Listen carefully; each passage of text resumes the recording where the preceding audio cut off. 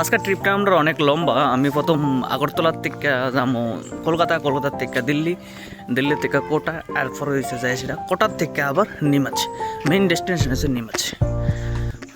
তো আশা করি কিছু বাড়ির থেকে যেদিন যাই পাকা সকালবেলা একটা ইমোশনাল মুভমেন্ট থাকে, এটাই একটু ক্যাপচার করার মতো ইচ্ছা।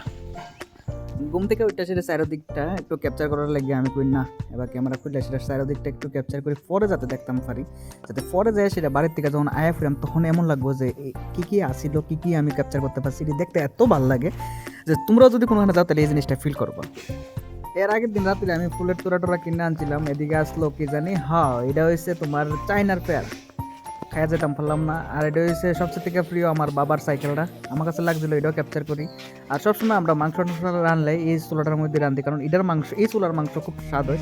স্পেশালি কোন হয়েছে আমার মার, কিন্তু আমি চুলাটারে কম, কারণ মাও আমার এই বিটুটা।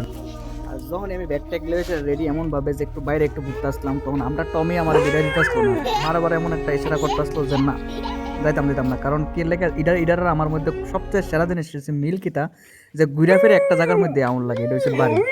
আর এই জায়গাটার মধ্যে শান্তি, এটা অতিরিক্ত পরিমাণ ভালো। এবার যাও না লেগে আর 10-15 মিনিট পরে বার হয়ে যাবো ভাবতেছি। ওই সময়টার মধ্যে আমার একটু মনটা খারাপ হয়ে গেছে। কেন জানি এয়ারপোর্টের টয়লেটের মধ্যে এত পরিষ্কার লাগে আর ভালো লাগে আমার কাছে এই জায়গাটা।